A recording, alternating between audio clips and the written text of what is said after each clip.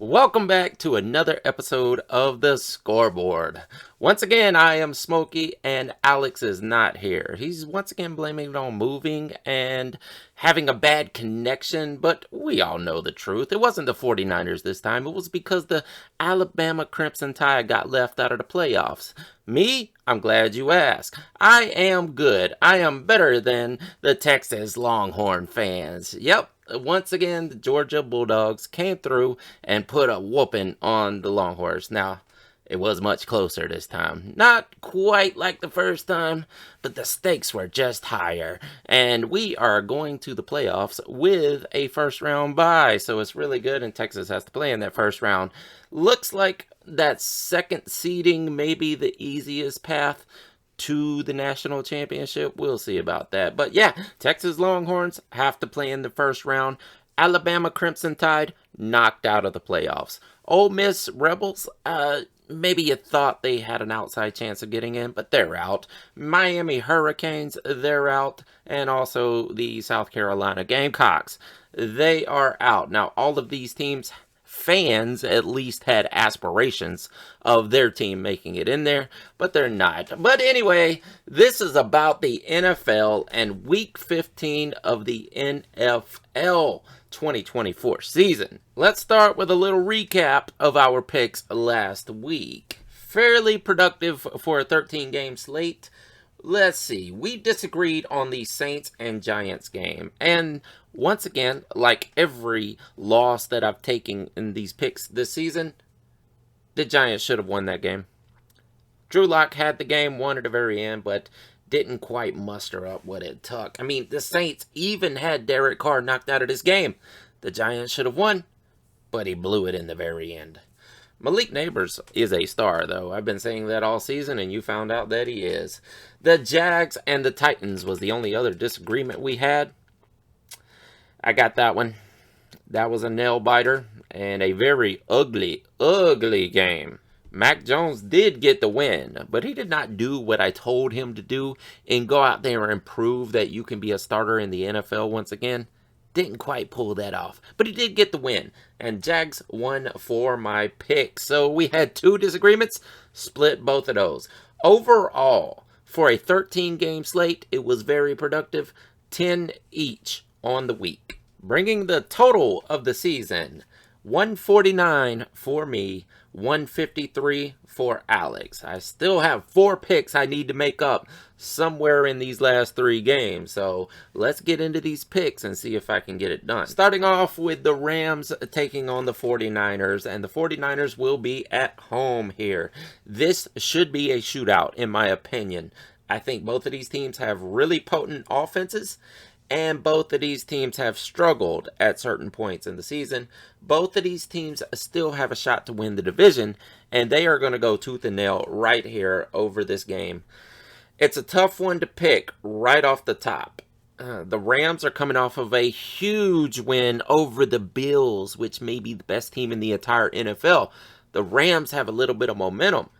But the 49ers kind of rectified their situation also last week when the Bears came down to Levi Stadium and got mollywopped by the 49ers. That offense was absolutely rolling. If they were playing like they did last week all season, they would have a much better shot going into the playoffs here. But as of right now, the Seahawks own the division, and it's going to be tough for either of these teams. So they both are in a must-win situation here. The Rams have the momentum. I think it's more of a momentum than the 49ers right now because the 49ers just put one over on the Bears, whereas the Rams are coming off of a win to the Bills. Man, this is tough. I'm going to say that both of these teams are fairly even right now, and this is the old Shanahan versus Sean McVay matchup. And Shanahan usually wins these things, especially at home. So, sorry, Rams. I think the 49ers take this one at home, and Alex's team is the 49ers. He's probably not picking against them in a situation like this with the division on the line. He's taking the 49ers.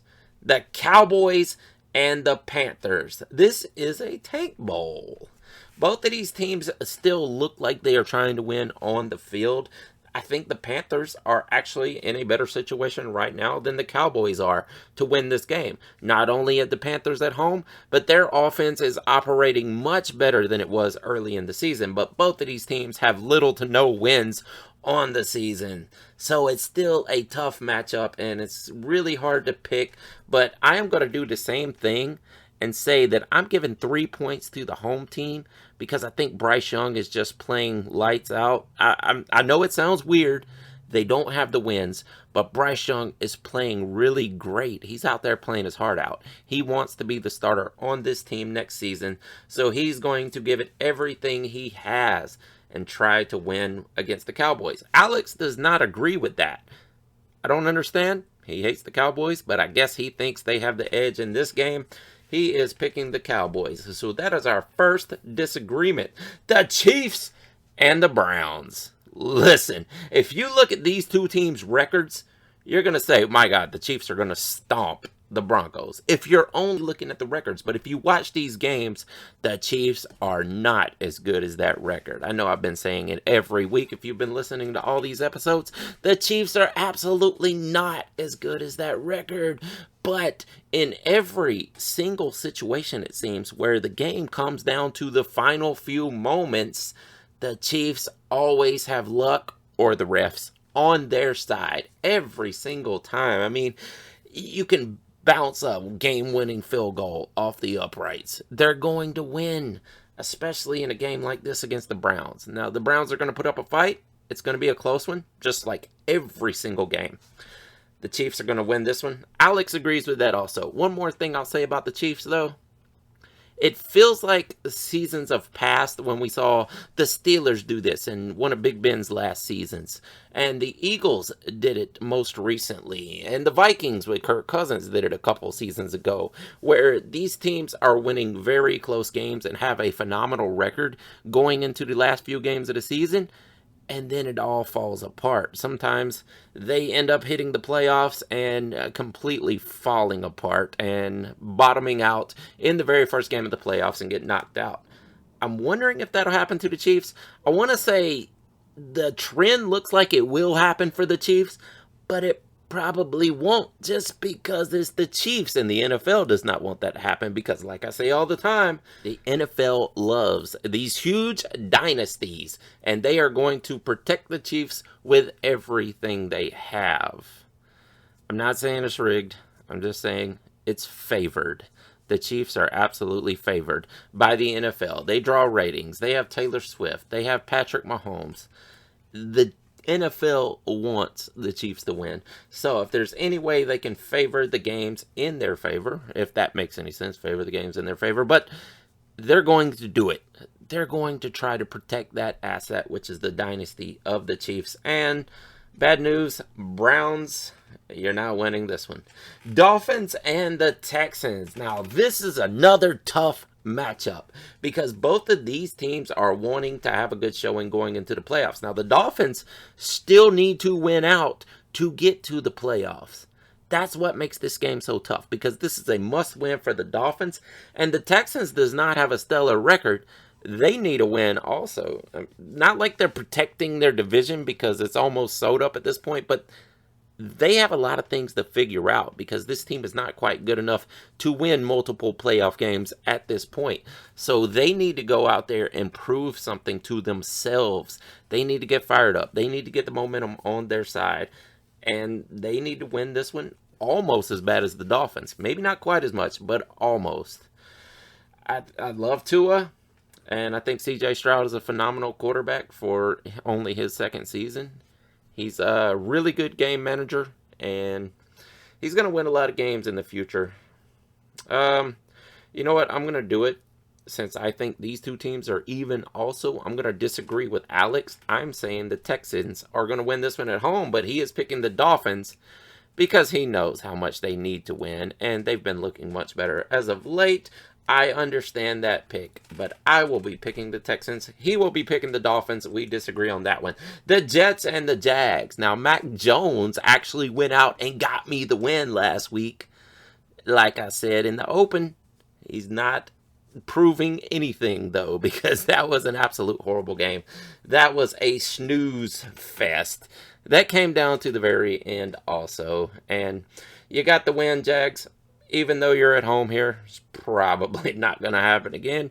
The Jets have struggled all season, and they don't have a ton of wins in their category either. But I'm taking Aaron Rodgers over Mac Jones. This is strictly quarterback to quarterback. Both of these teams are really bad. Both of them have some stars that need to be unleashed. But as of right now, this is quarterback versus quarterback, and I will not be picking Mac Jones. I'm picking Aaron Rodgers.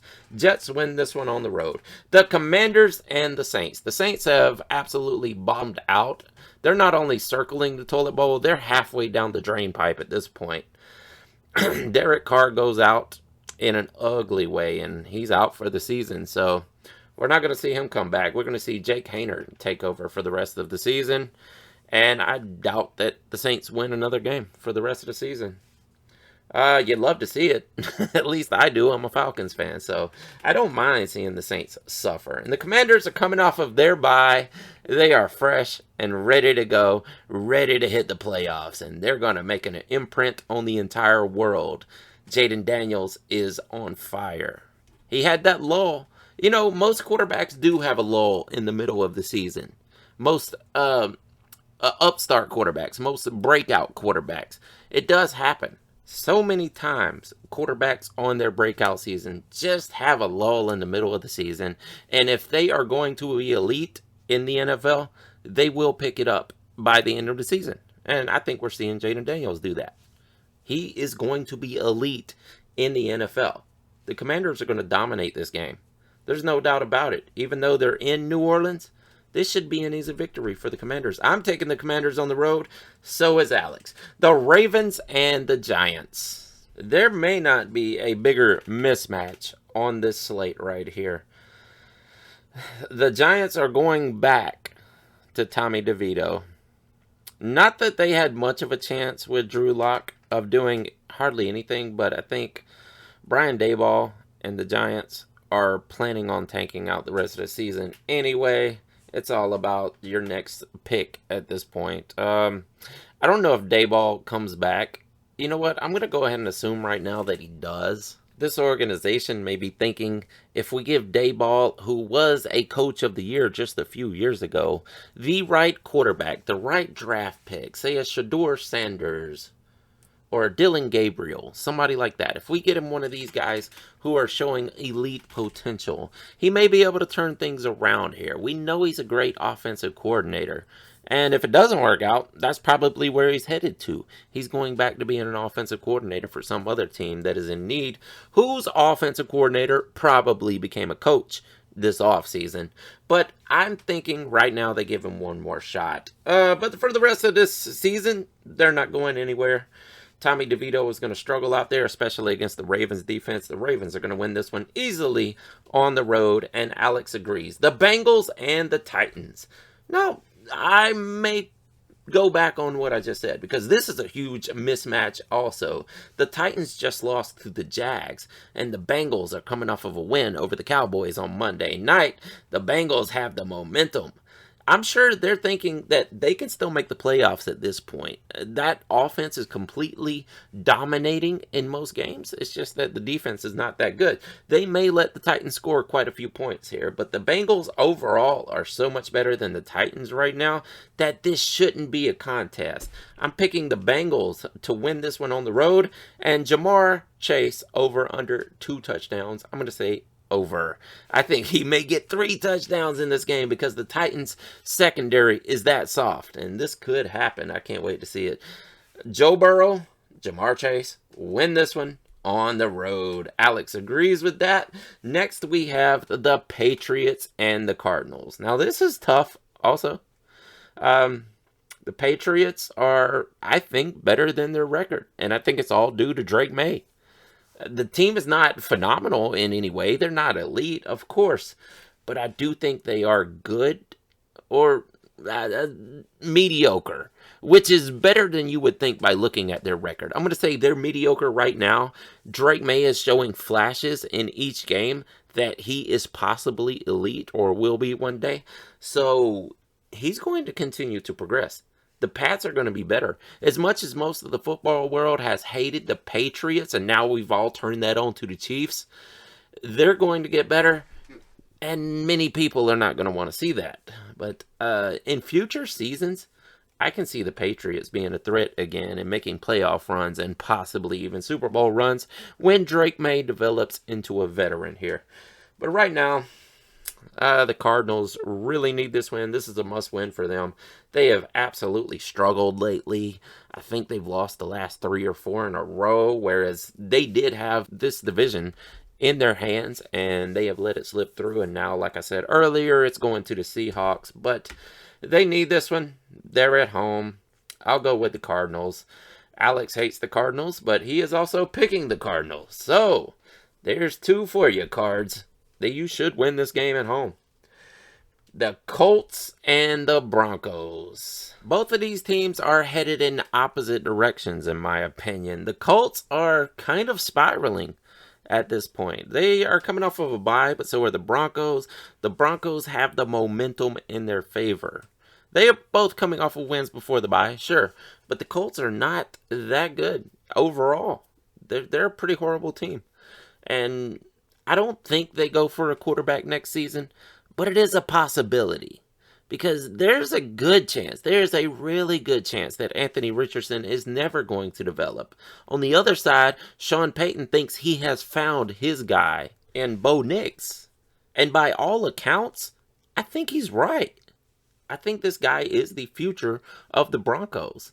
He has showed absolute moxie, and he was developed coming into the NFL. He was at least a 5-year starter.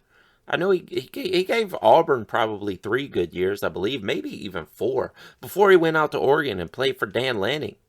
And played absolutely wonderful. One of the best quarterbacks they've had. I would say better than Marcus Mariota. Dylan Gabriel is making a run for that right now.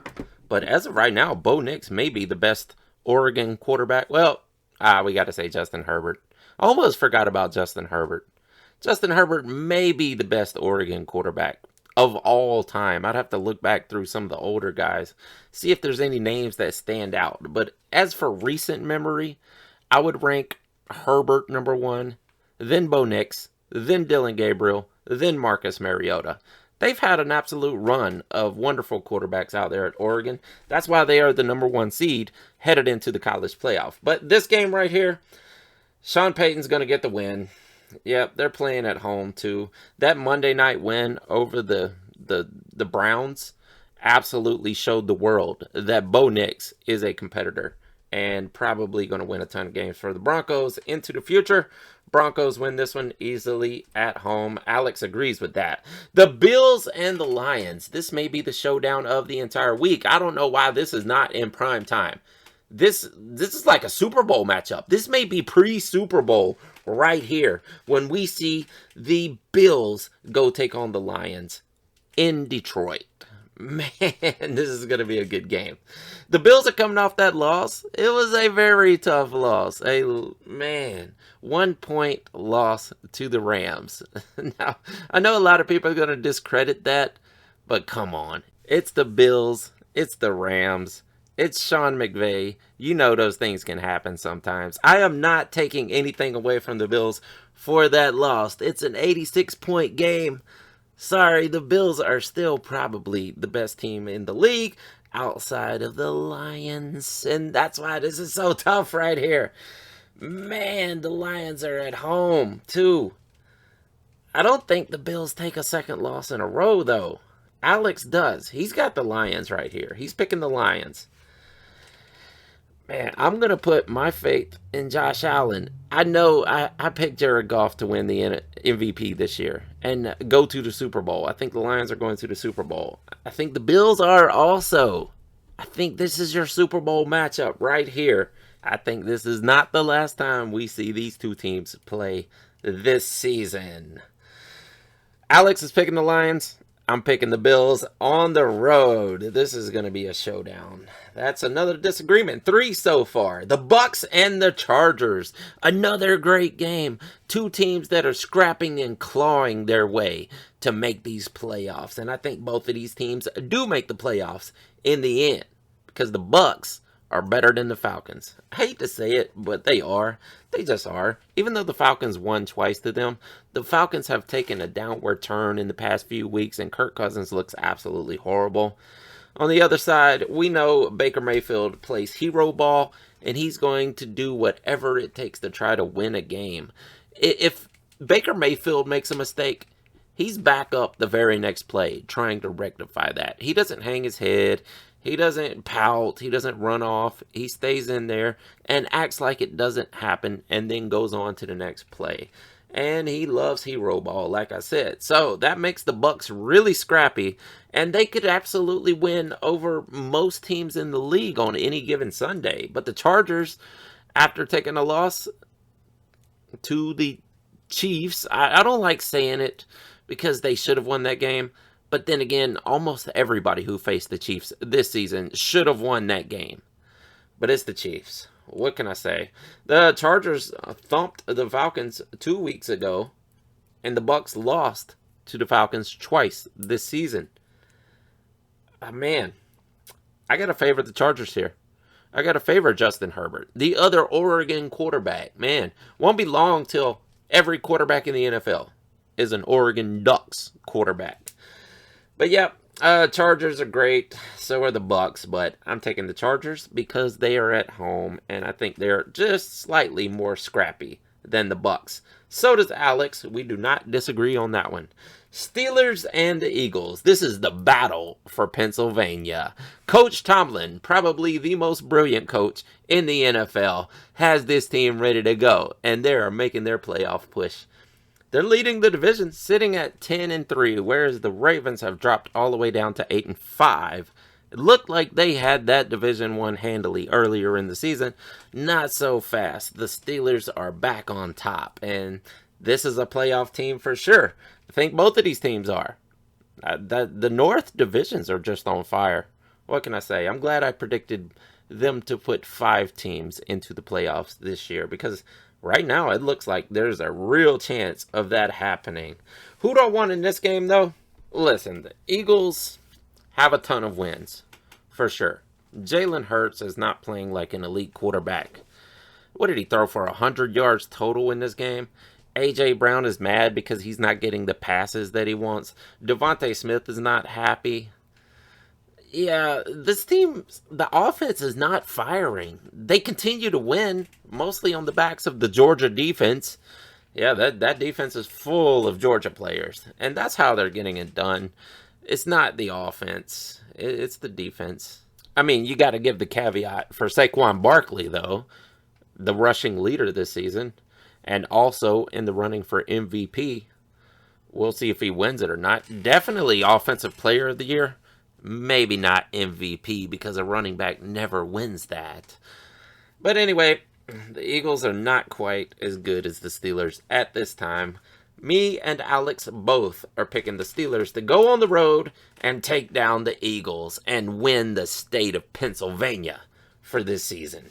The Packers and the Seahawks. This is another really good game. Both of these teams are fighting to try to get into the playoffs. The Seahawks are currently leading that division, and it's theirs to lose at this point in time. The 49ers and the Rams are right on their heels, though. That's why that game is so important earlier on this slate. But the Seahawks are in the lead now. They're above mediocre. I'm not going to call them mediocre. I think they're slightly above mediocre. They have offensive weapons all over the field, and the defense is not that bad. The Packers have also had very many bright spots this season.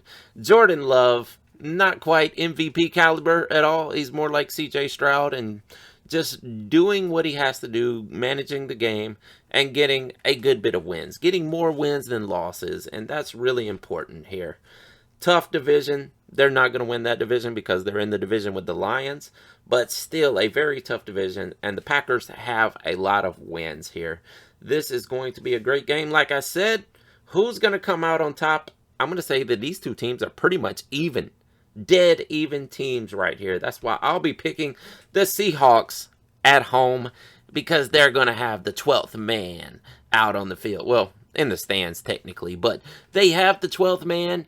That gives them a bit of an edge because that stadium is absolutely loud. Alex hates the Seahawks.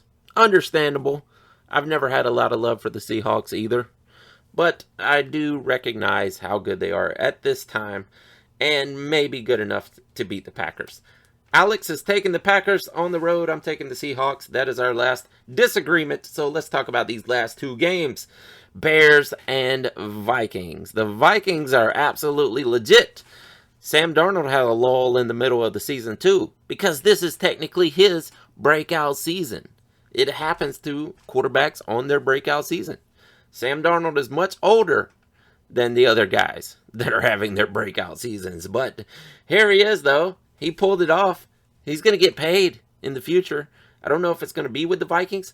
I kind of think the Vikings may be messing up by not paying Sam Darnold. I know you have J.J. McCarthy waiting. He had that injury. Sam Darnold had to take over. But Sam Darnold is a legit quarterback, and we don't know that about J.J. McCarthy.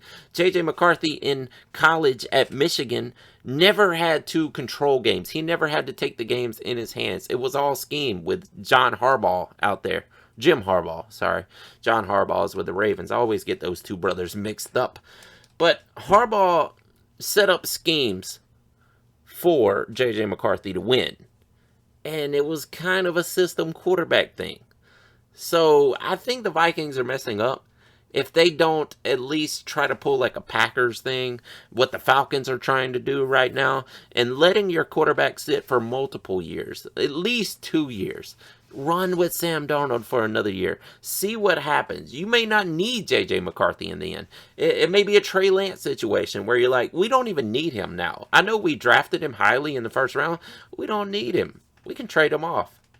We'll see what happens there. But right now, the Bears are bad. The Vikings are good. It is a divisional matchup, so anything could happen. But I doubt the Bears have a shot in this game. I think the Vikings are going to keep the momentum rolling and take this one easily at home. So does Alex. The Falcons and the Raiders. I'm going to call this a tank bowl. I don't think the Falcons are putting nearly the effort into this as they did earlier in the season. Kirk Cousins looks absolutely terrible. Maybe it's the Achilles thing. Maybe it's his age. It's worse than Aaron Rodgers at this point. I think Aaron Rodgers, coming off of his Achilles and being even older than Kirk Cousins, is playing better than Kirk Cousins, even though the Jets are absolutely terrible and Aaron Rodgers is not lighting the world on fire. Kirk Cousins is even worse. Time for Michael Penix, maybe? I don't know. He got $50 million a year or whatever he got paid. I think they're going to stick with Kirk Cousins through the end of the season. And next season, Michael Penix may start in year 3. Now, if there was an injury, we could see Michael Penix. I have a lot of hope for Michael Penix. That was my favorite quarterback in this draft. And I think he's going to be legit whenever he does get his chance to start. It's just probably going to be almost a year and a half from now when that happens. But the Raiders are in dire straits. Aiden O'Connell is hurt. Jesus, who's going to play this game? Who's going to be the starter? I'm actually looking at the reports right now. Antonio Pierce said that O'Connell is in line to participate in Wednesday's walkthrough practice. So I guess right now it's going to be Aiden O'Connell. Doesn't really matter. The team is not that good. The Falcons are not good either. It's a tank bowl. I don't know why this is a primetime game. It makes no sense, but I believe there are 2 primetime games on this slate, so I guess they figured they could shove this one under the Bears and Falcons, the Bears and Vikings. That game's not going to be competitive either. I'm taking the Falcons. Not that I have any faith in them, but they should win this game. I think overall they are better than the Raiders at this point, so Falcons, yeah, you get another chance to try to stay in the race for the playoffs for the division. But if the Bucs take the loss, you're back on top. I just don't have any faith in you keeping it for the rest of the season. I think the Bucs win this division, even if they take a loss this week. and the Falcons take the win. I just don't see them hanging on to it. Something drastic would have to change for the Falcons to win this division. I don't care if you're in first place at the end of the season. Lots needs to change, and it may all be on Kirk Cousins. We'll see what happens. The Falcons win this one. Alex picks the Falcons also, so we agree on that one. That wraps up the slate for this week. Let's talk about the MVP really quick. There is one name that stands above the rest, and that is Josh Allen. Yes, he took a loss. Wins and losses do matter in a certain sense for the MVP race, but that was a wonderful showing in a loss. Quality losses, I know people say that there's no such thing in college football as a quality loss, but in the NFL, yes, there absolutely is because of the parity in the NFL. If you put up a showing like Josh Allen did against the Rams and take a loss, people are not going to knock you out of number one for the MVP race. Jared Goff comes in at number 2. That game is the battle for the MVP. Wins and losses may count in that sense that Josh Allen or Jared Goff, whoever wins this game, is probably going to be the favorite heading into next week. And then we'll see how the rest of the season plays out as we are drawing to a close to the season. Lamar Jackson still holding in at 3rd, and Saquon Barkley is at 4th because there is little chance that a running back will win the MVP. So I have him below Lamar Jackson. I've seen people list Saquon Barkley as number 2, and with Josh Allen taking that loss last week, I wouldn't be surprised if some people bump Saquon Barkley up to number 1. There's just very little chance of it happening because rarely does a player get 2 awards at the end of the season, and he has locked in the Offensive Player of the Year, probably not going to win the MVP. So Josh Allen is still your favorite to win MVP, followed by Jared Goff, Lamar Jackson. That is it for the MVP talk, and that is it for this episode of the Scoreboard. If you like this type of stuff, like I said last week, we're drawing to the end of this season, so a lot of people start to fade away, and you don't consume as much football content as you would earlier in the season because it's a really long season. And college football on top of it, people get burnt out. I understand. But if you're hanging around right here, you are a football diehard and you love this type of content. I know I do. I'm just a football junkie. So I'm here. I'm doing these episodes because there are people still listening. And we do appreciate it. Give us a like. Give us the thumbs up down there. Because we really do need those. And those really help out. Subscribe to the channel.